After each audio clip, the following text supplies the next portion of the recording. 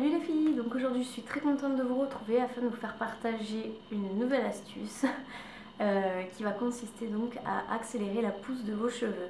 Donc comme vous aurez pu le remarquer déjà dans des vidéos antérieures, je possède quand même d'assez longs cheveux et malgré tous les traitements que je leur fais subir qui sont quand même très agressifs, du style lissage, coloration, décoloration, ils devraient être fragilisés et en somme c'est pas du tout le cas. Les pointes ne sont pas du tout fourchues, elles sont souples, elles sont douces et je vais donc vous expliquer comment est-ce que j'en arrive à ce résultat. Donc c'est parti pour le tuto. Donc pour réaliser le masque qui va accélérer la pousse de votre cheveu, vous allez avoir besoin des ingrédients suivants. Donc c'est assez simple finalement, vous verrez. Le tout est de vraiment miser en fait sur la qualité de vos produits. Donc ici nous avons de l'huile. Donc c'est une huile d'olive que je conserve dans une bouteille de Perrier en fait. Alors ce n'est pas une huile d'olive que j'ai trouvée en grande surface, c'est l'huile d'olive en fait que mes beaux-parents m'ont ramenée du Portugal. Donc c'est une huile certainement vierge d'ailleurs qui vient du pays. Ensuite vous aurez besoin d'huile d'argan. La mienne vient directement du pays aussi en fait. Enfin moi je suis pas allée au Maroc parce que l'huile d'argan c'est marocain. Je suis allée en Tunisie, mais ça vient du Maroc. Donc pareil, elle est 100% naturelle. Et enfin, l'ingrédient le plus cocasse, je dirais, de notre recette, c'est une belle gousse d'ail. Et oui, et c'est d'ailleurs principalement la gousse d'ail qui va accélérer en fait la pousse de votre cheveu. Vous pouvez aussi ajouter à la préparation de l'huile de ricin, étant donné qu'elle a des bienfaits prouvés sur l'accélération de la pousse du poil. Mais cette recette marche aussi très bien grâce à l'ail. Donc sans plus tarder, on va commencer à passer à la préparation. Donc une fois que vous avez épluché l'intégralité de votre gousse d'ail, vous devez avoir, enfin c'est même pas une gousse, hein, c'est un ail entier.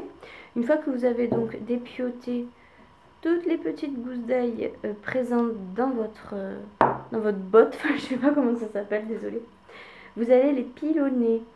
Donc, rien de plus simple. En plus, l'ail, c'est quelque chose qui s'écrase assez facilement. Vous allez tout simplement les réduire en purée. Si vous voulez faciliter justement l'écrasement, vous pouvez ajouter un petit peu d'huile. Donc moi, je vais ajouter mon huile d'argan en pompe. Je vais mettre, voilà, quelques petites pompes. Voilà. Donc là, vous obtenez un genre de pâte, d'ail. Vous pouvez aussi utiliser votre mixeur si vous avez envie de réaliser cette préparation. Moi, je l'ai fait au pilon parce que bon, j'ai cassé mon mixeur à vrai dire. Donc là, on n'a pas quelque chose de très lisse. Il y a quand même pas mal de morceaux, mais c'est pas du tout grave. Donc ensuite, une fois que vous avez cette pâte, vous allez venir ajouter encore de l'huile d'argan.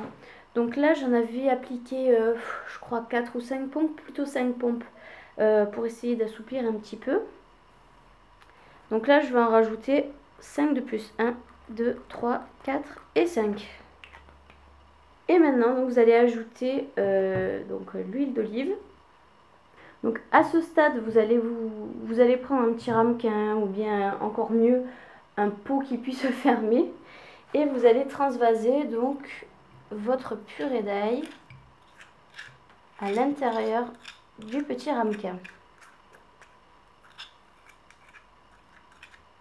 Alors je préfère vous le dire, plus vous allez mettre d'ail, plus ça va être actif, plus ça va être concentré en ail. Donc c'est logique et ça va bien activer donc la pousse de vos cheveux. Vous allez déposer donc de l'huile d'olive. Donc je le fais un petit peu à pif.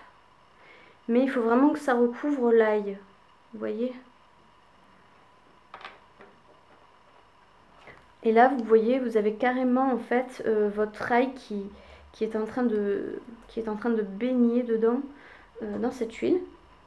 Et à présent, ce que vous allez faire, c'est que vous allez la couvrir alors d'un aluminium de préférence. Et vous allez la placer où vous voulez, mais pas au frigo. Le frigo est froid, donc automatiquement, il va empêcher l'ail de macérer.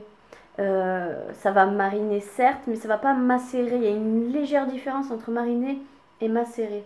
La macération, c'est vraiment C'est un peu dégoûtant ce que je vais dire, mais il faut vraiment que l'ail ait le temps de se décomposer un petit peu dans l'huile, histoire de cracher un petit peu tout son gras et tout ce qu'elle a dans le ventre.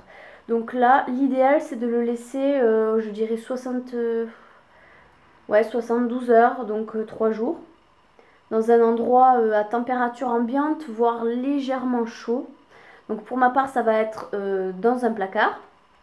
Donc on se retrouve dans 3 jours. Bon, donc après 3 jours de macération, voici à quoi est-ce que ça ressemble. Alors est-ce que vous le verrez? Je ne sais pas. Donc en fait on a l'ail qui s'est vraiment énormément imbibé d'huile, ce qui fait que ça a complètement donc ramolli notre ail. Et à présent on va pouvoir extraire l'huile et le jus. On va pouvoir enfin extraire toutes les substances de notre ail. Je vais utiliser un couvercle anti-éclaboussure et je vais faire couler mon huile.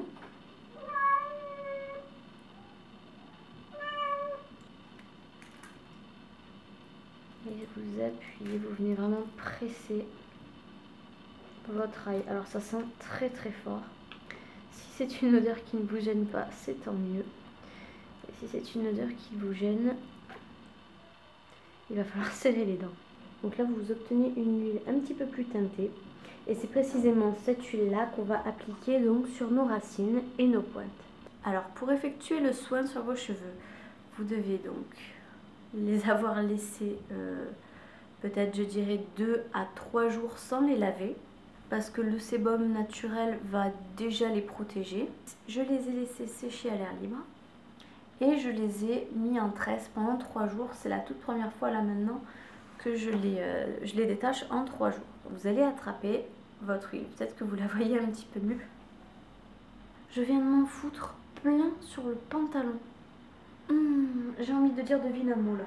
Bref, ce que vous allez donc faire, c'est que mèche à mèche,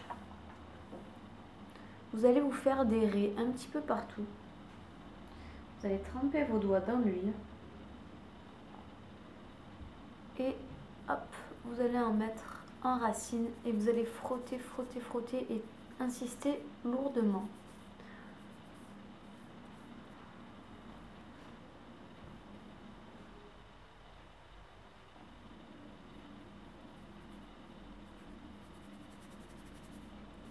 Voilà, tout est dans le massage. Il faut vraiment en fait que vous fassiez pénétrer les huiles vraiment jusque dans la racine en fait du cheveu, dans le bulbe, jusque dans le bulbe. Je sens le poulet à la provençale quoi. Voilà, vous essayez vraiment d'en répartir un peu partout. Hop. Et vous allez imbiber aussi vos pointes.